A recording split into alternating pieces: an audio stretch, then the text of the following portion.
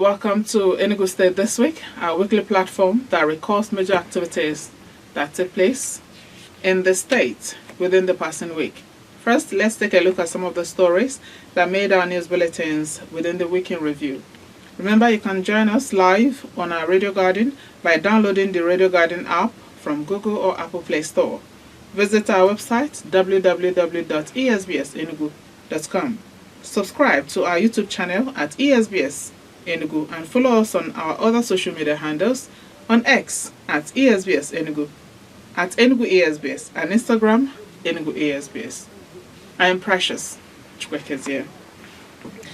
We'll begin with stories from Nigerian Bar Association Conference in Enugu. Enugu State Governor Dr. Peter Mbah has urged the bar to consider how they will partner the government in service to ensure a safe and secure society for the common good of all. Governor Mbah, who made the appeal on Monday when he delivered a speech during Enugu State's showcase session themed Leadership for Transformation, said the law is about order, justice, and fairness. Our Government House correspondent, Fred Nnaji, completes the report. The governor stated that transformational leadership demands the audacity to envision beyond low expectations, saying his administration's leadership style is predicated on vision, values, and disruptive strategy to be able to grow Enugu's economy from $4.4 billion to $30 billion, reduce the poverty headcount index to 0, and also make Enugu State a preferred destination for tourism, business, and living. The first spark of true change lies in the imagination, the courage to see beyond the limitation of the familiar. Too often, past disappointments dulled our hope and left us trapped in the poverty of imagination. Short-term thinking became our horizon. Dr. Mbah noted that his administration has attracted investors by building trust through a secure, transparent, and partnership-oriented environment, maintaining that the law and governance are all about building systems of fairness and opportunities for all. He said the tension between the state and the bar is potentially what keeps both sides honest in order to build a society where the rule of law stands taller than the rule of man. In an age when politics too often becomes self-serving, we insisted that integrity, accountability, and inclusivity would define everything we did. Our care for the weakest among us would be the measure of the strength of the whole. We would balance political force with soul force. Only then could we move to strategy, designing not just for the next month or the next year, but for the next century. Some of the lawyers, Mike Ozekeme and Edine Melaye, who commended the governor for his numerous achievements in 2 years, urged him to teach his colleagues what leadership entails. I come to Enugu very often, so I'm not a stranger at all to Enugu. But it would be difficult for me to deny that I have not seen some ground-breaking changes. Why I am particularly impressed this afternoon is Your Excellency's recruitment process in appointing your political appointees.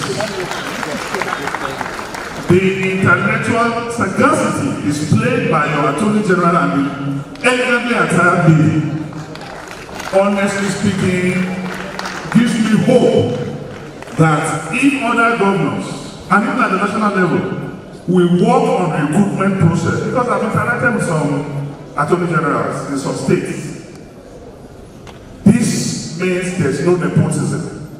They are not giving capital job to tailors. And maybe it's the reason behind the successes we are seeing. The ongoing NBA Annual General Conference holding in Enugu is expected to come to a close on 29th August 2025. From Government House, Enugu, I am Fred Naji for ESBS News. A public affairs analyst, Mr. Emeka Odom, has said that the proposed One Africa President currency by South African parliamentarian Julius Malema is unrealistic. Mr. Odom spoke on Sunrise FM Matters of the Moment while analyzing Malema's speech at the 2025 Annual General Conference of the Nigerian Bar Association holding in Enugu. He stated that Africa can achieve unity if it looks inward and address internal conflicts plaguing the continent. Odom noted that many past African leaders have fought the same cause but pay the supreme price. Julius Malema's proposition, One Africa, one president, one currency, and this thing. And I can tell you that I don't see that working. We yearn for African unity. That is very clear. We yearn for cooperation. That is very clear. But to the extent of having a common government, a common, hierarchy of governance, one currency and all the rest of them, I don't see that happening. Because this was the first time. Remember, this was the former Gaddafi was eventually ousted from power. This was his pet project, which had seriously canvassed. I remember at the African Union Congress at that time, behind those things. Trump came under the mantra. He campaigned to the American people, said under the mantra of MAGA, make America great. And he particularly said that America first. In everything he does, America first. And I think that this is a leaf that the African leaders must borrow across the board, including his country, South Africa, including Nigeria, including many other African countries. Meanwhile, lawyers and participants at the ongoing Annual General Conference of the Nigerian Bar Association in Enugu have commended the governor of the state, Dr. Peter Mbah, for what they described as his transformative leadership in the past 2 years. They gave recommendations during Governor Mbah's presentation on leadership and transformation, where he showcased Enugu State sharing practical strategies he was applying in overcoming barriers and unlocking Enugu's opportunity. Chief Mike Ozekome, a senior advocate of Nigeria, said he was familiar with the state over the years and it would be evil for anyone to deny the obvious transformations under Mbah. Ozekome wondered how Mbah was able to do these great things in a highly politicized environment infested by political buccaneers and in an environment where there is more politicking than governance. Another lawyer, Senator Dino Milaye, commended Mbah for emerging as a pacesetter in good governance in 2 years. He commended Mbah for putting competence above political considerations in the recruitment of his team. In his presentation, Governor Mbah observed that transformational leadership demanded the audacity to envision something beyond low expectations, insisting that such leaders must ground their work in vision, values, and disruptive strategy to achieve the desired results.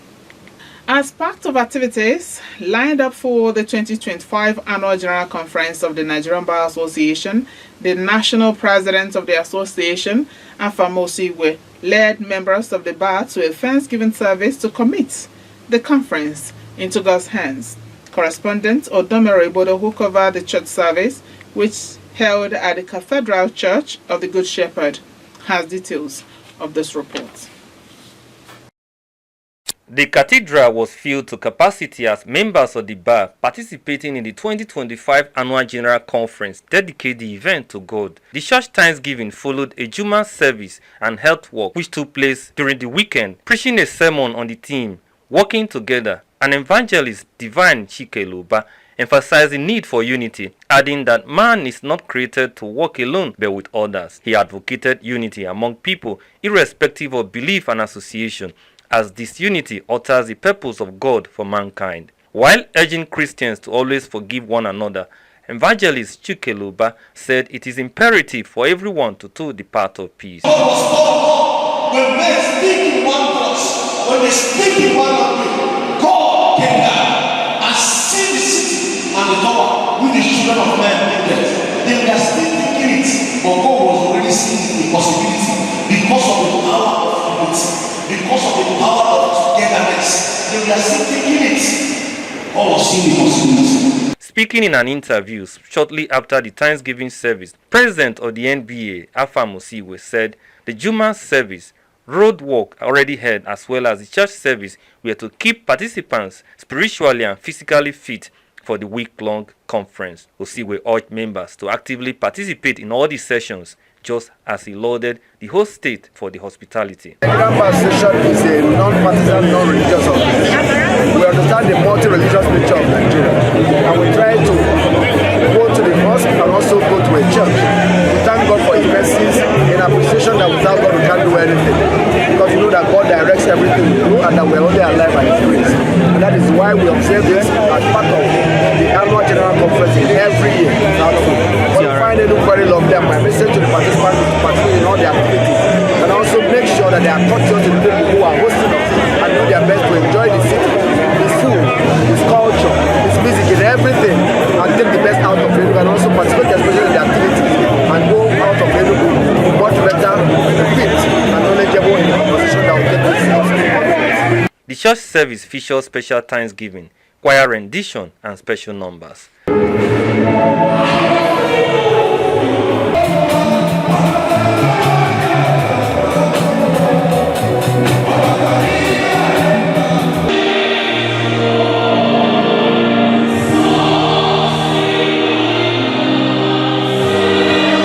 Odomero Ibodo, ESBS News.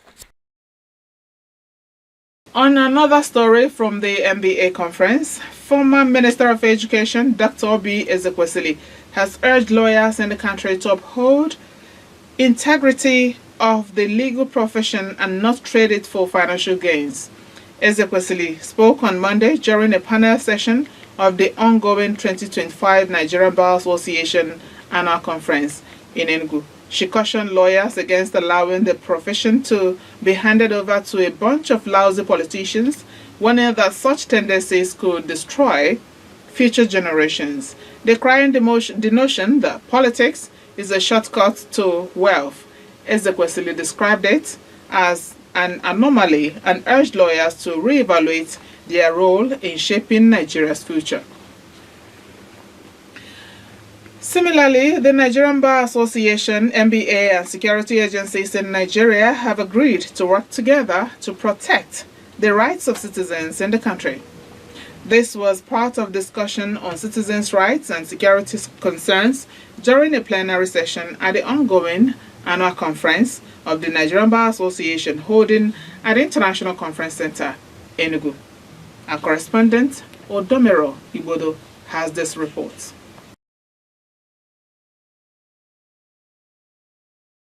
The session on citizens' rights and security concerns offered opportunity for a genuine dialogue between the legal profession and law enforcement agencies to reform a system often perceived as an impediment rather than an enabler of peace and security. On the panel were the Chief of Army Staff, Lieutenant General Olufemi Oluyede, represented by the General Officer Commanding 82 Division of the Nigerian Army, Major General O.T. Olatoye, the Inspector General of Police, IGP Kayode represented by the Director of the Directorate of Legal Services, AIG, Ohiozoba Ihiede, Director General, Department of State Security, Mr. Deola Ajayi, as well as the Director General, National Human Rights Commission, Professor Tony Ojukwu, Human Rights Lawyers, Chief Mike Ozekome, and Femi Falana. At the crux of the discussion is how the legal profession will explore legal instruments to hold security agencies to account in upholding the numerous laws and treaties on citizens and human rights. We know that we have some issues.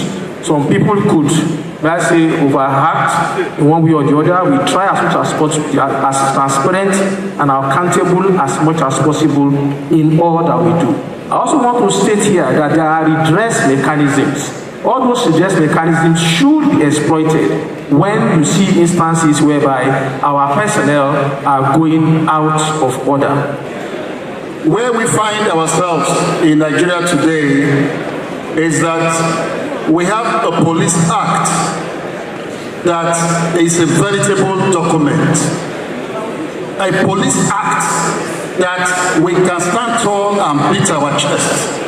That the police act embraces the ethos of fundamental human rights of citizens. There are 8 courtrooms in Wawa where terrorism cases are handled. And Human Rights Commission is an observer with the United Nations and other NGOs.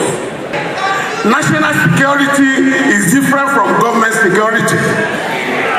Let us interrogate society.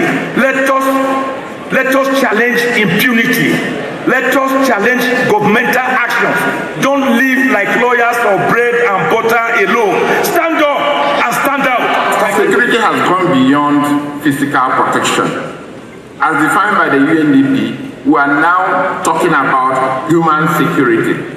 Human security has gone beyond personal security. We are thinking of things like economic security, labor security, energy security. President of the Nigeria Bar Association, Alpha Mosigwe, a legal practitioner, Deji Adeyanju, raised concerns about the existence of illegal torture camps in several military and police formations across the country. It's ignorance, offense ignorance of the activities, the children's activities of the tiger base in a way. Which have been accused of non-human rights violations, disappearances, torture, and prolonged detention of people without allowing access to their rights of family members.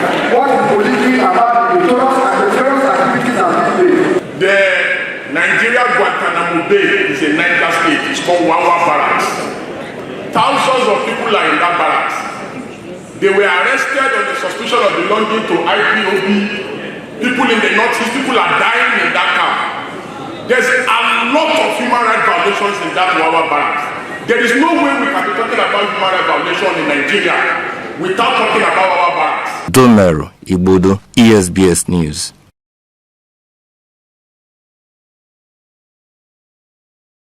And from the same conference, the Nigerian Bar Association Annual General Conference 2025 featured a thought-provoking breakout session on infrastructural deficit, funding, development, and vandalism on Monday, 25th August 2025 from 3 p.m. to 4:30 p.m.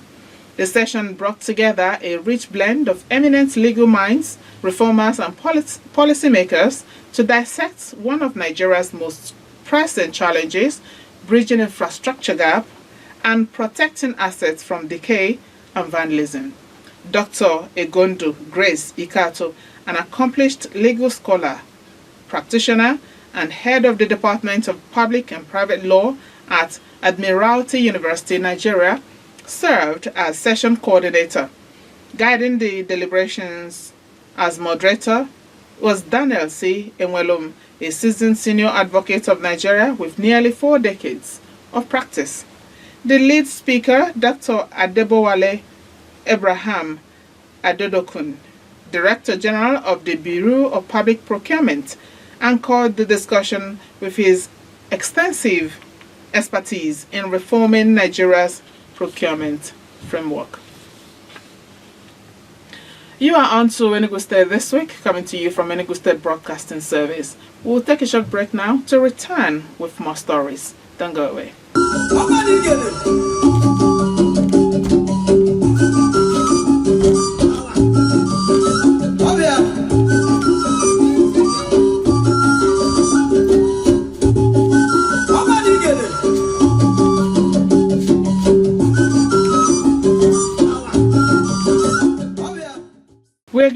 welcome you back to the program Enugu State This Week on Enugu State Broadcasting Service. I urge you to sit back as we bring you the rest of the stories.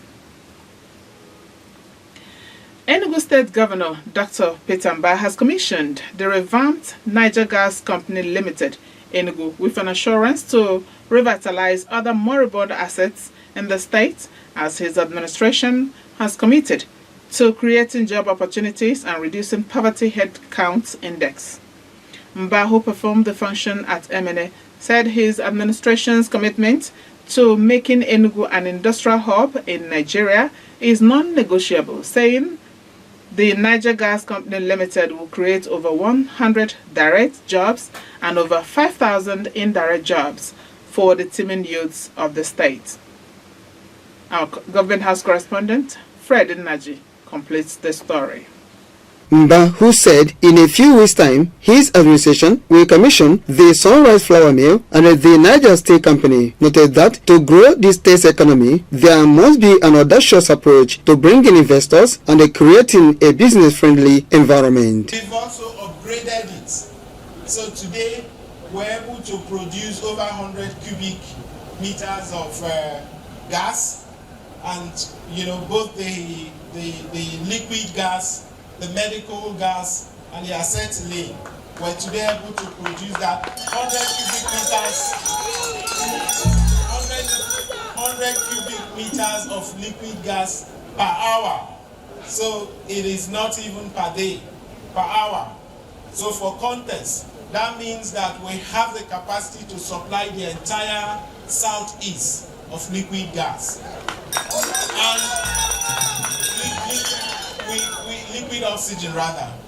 The governor said Enugu would soon host the National Festival of Arts and Culture, which speaks to the state's readiness to restore its lost glory, maintaining that over 2,000 projects, including road infrastructure, have been embarked upon by his administration to make Enugu a preferred state for living, business, tourism, and investment. I think what is important is for us to understand that when we made the commitment to grow this economy to $30 billion from the $4 billion we met it in 8 years, we weren't saying that for posturing. We knew what it would take us. We knew that we needed to mobilize revenue from all angles. We were not going to rely just on our monolithic revenue source, which was revenue from the Federation account. We knew we wanted to mobilize domestic revenue. How would you do that? First, we went on to plug all the leakages, ensure that all the funds, all the revenue attributable to the state government gets to the state government. Earlier, the chairman of Enugu East local government area, Engineer Beloved Ananike, while commending the governor for his numerous projects in the area, said Enugu people are ready to give him all that it takes to go for second tenure. Enugu have not seen the best of you, and that's why you are here today. You are here to resurrect the dreams of our fathers who have the Niger gas. In the next door is the Niger State. After Niger State, we have Niger Cell. These were the dreams of our fathers. For over 30 years, over 40 years, they've gone comatose. But you have dreamt of it, and that's why you are here. And I know that you have already plotted the trajectory, that what you have come here to do is to test the mic. You can see that the mic is working well. Happenig is alive now. Happenig is the industrial hub of Enugu. Other speakers, Engineer Chike Madueke and a veteran Nollywood actor, Kanayo Ukanayo, poured encomiums on the governor and they described him as a magician in governance. Given the fact that there are no industries in this area, technical capacity has dwindled. Our sons and daughters leave the university graduating in science and engineering. They do not have any place to do their internship or to be employed. This is one place that Enugu State people can have employment. Actually, those of you, it's not praise singing. you are doing your best and security is working here. Because when I come to make movies here, I now know that Nike till about 10 p.m., 11 p.m. and we're safe. Jisike and Kiji. What I want to assure you, Your Excellency, is that that is what we remember when leadership is to go to Abuja. Your Excellency, keep doing what you are doing. I'm a Ife Ndi Igbo Cholo, Mwageja Abuja. The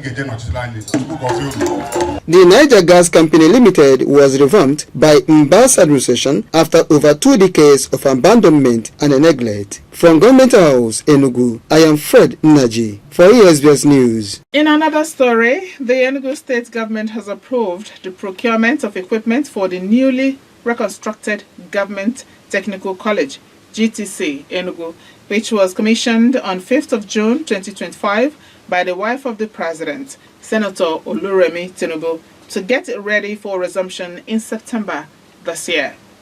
Commissioner for Information Dr. Malaki Abo disclosed this while briefing newsmen on the outcome of the State Executive Council meeting held weekend at the Government House, Enugu. Throwing more light on the deliberations, the head of service, Dr. Godwin Anibo, said the state government had made plans to revamp the existing infrastructure in Government Technical Colleges.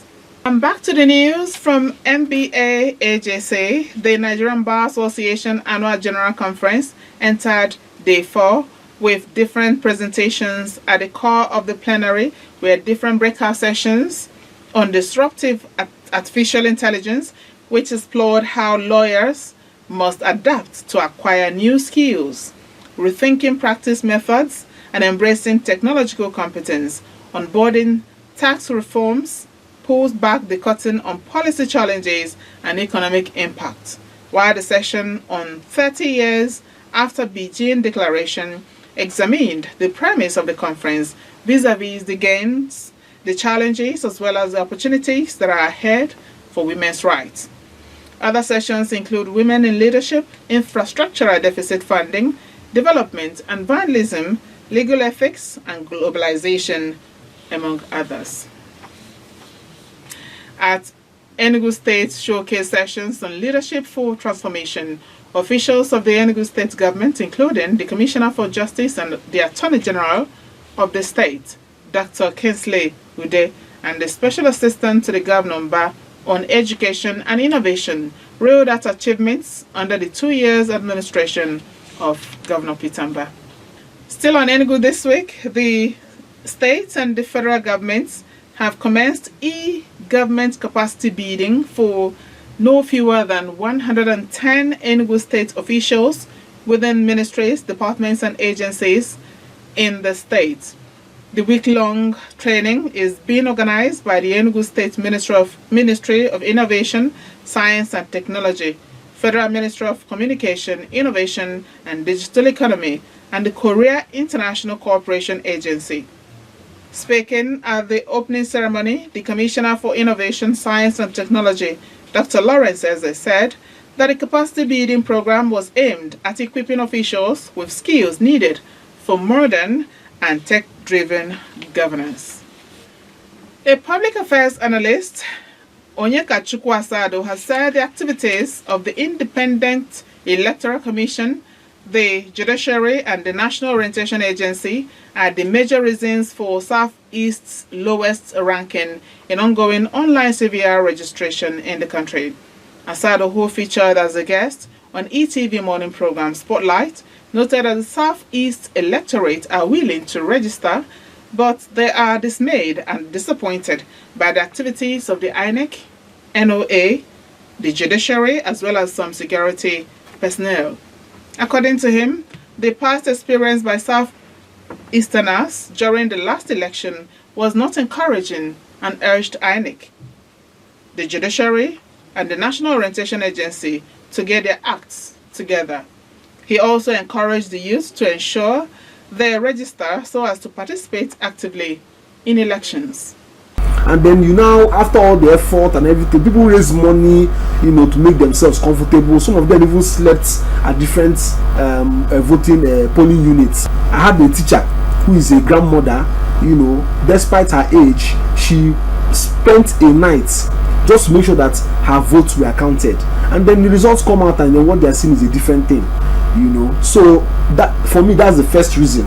The result of the result of the election, both nationally, you know, and even in some legislative electoral units, in terms of who was voted to represent, did not truly reflect the will of the electorate, you know.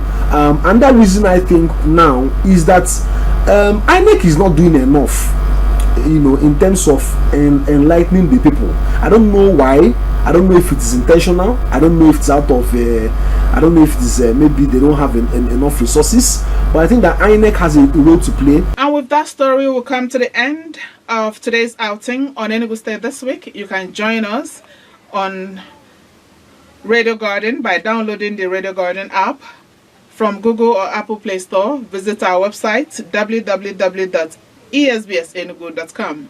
Subscribe to our YouTube channel at ESBS Enugu and follow us on our other social media handles on X at Enugu ESBS and Instagram Enugu ESBS. We are sincerely grateful for your companionship and will promise to return with a fresh package of the program same time next week.